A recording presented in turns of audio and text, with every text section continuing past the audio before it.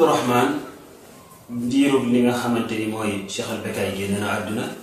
nga xamante ni mi ngi génn àdduna 1929 ginnaaw ba mu toogee ci xilaaf ak bàyyam 1914 1929 mu génn àdduna rakkam ju baax yi di Cheikh Sidi Lamine nekkoon Ndar war a ñëw wuuti si ko waaye toog na fa ak diir balaa mooy ñëw Cheikh Abdourahmane bu la dénkoon dëkk bi. naka la Cheikh Abdourahmane bu dénk woon dëkk bi loolu nga ma laaj naka la Cheikh Abdourahmane bu yore woon dëkk bi loolu nga ma laaj Cheikh Abdourahmane bu ni mu yore woon dëkk bi daf kaa yore woon yorin boo xamante ni ci alxuraan la ko yore woon ak ci sunna ndaxte li yonent li suñu borom wax yonent bi sallallahu alayhi wa sallam ni ko waxfid janaahaka liman ittabaaka min almuminin sëñ Abdourahmane bu nekkoon di ko dundee ak di ko doxalee yàlla dafay wax foofu yonent bi sallallahu alayhi wa sallam ni ko oyofalal sa dund waaye oyofalal sa côté ak ni ngay doxalee oyofal ko jëme ko ci yan jëme ko ci jullit ñi aaya boobu nekkoon loo xamante ni sëñ Abdourahmane bu daf ko daan dundee waaye defoon ci xelam li suñu borom waxoon yonent bi sallallahu alayhi wa sallam walaw kunta faddan galida alqalbi lan faddu min hawlika fa'fu anhum wa shawirhum fi amri wa iza azamta fatawakkal ala allah li yàlla wax yonent bi sallallahu alayhi wa sallam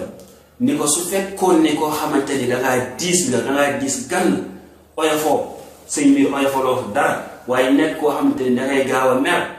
saxaaba yi dinañ jóge sa wet dinañ la daw sëñ Abdourahmane bu jëloon loolu def ko ci xelam di ko dundee di ko doxee it daal di nekkoon koo xamante ni ku oyof la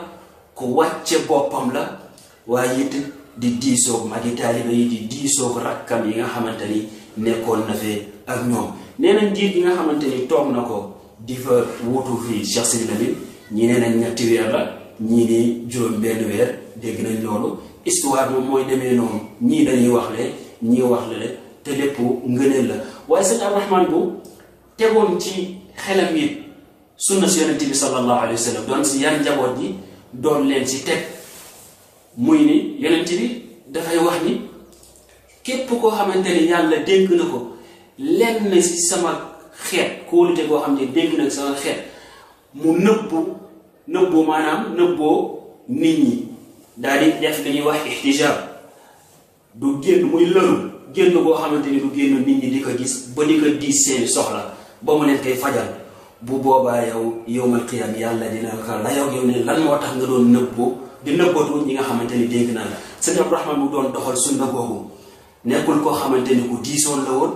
nekkul koo xamante ni ku gaaw a mer la woon nekkul koo xamante ni it da daan jël ay décision boppam waaye daf daan diisoo dafa daan jar sax mu diisoo ki nga xamante ni moom moo ko dénk mbir mi muy Bachir Lamine doo ko doxal li nga xamante ni moom lay doxal nekkoon koo xamante ni di ko oyof la doon yërëm taalibe yi doon yërëm yi rakkam yi nga xamante ni bokkoon nag ñoom doon dund ak ñoom ci dëkk bi kon mën nañoo wax ni sëñ Abdourahmane bu ni mu yore woon xilaafa googu ci alxuraan la tege woon ak ci sunna waaye ak ci adla ak màndute noonu la tege woon ndaxte awfu bil ahdi inna al ahda kaana mas'uulan ak kóllëre ak kóolute na ngeen ko matale ëllëg dañ la koy laaj sëñ Abdourahmane bu xamoon loolu ni ëllëg yawmal qiyaam Cheikh Bou Kounta dina ko laaj li nga xamante ni moom la ko bàyyeeloon te Cheikh Sidi Lamine dénk ko waaye Cheikh Sidi Lamine ëllëg yi dina ko laaj ni ko li ma la dénkoon naka nga ko doon yoree naka nga ko doon kii waaye suñu borom mi nga xamante ni yoroon na ko dénkoon na ko loolu dina ko laaj ndax kullukum raa'i wa kullukum mas'uulun an ra'iyyatihi kenn ku nekk si ñun sàmm la te kenn ku nekk ëllëg dinañ la laaj la nga doon sàmm lan la wa barakallahu fiikum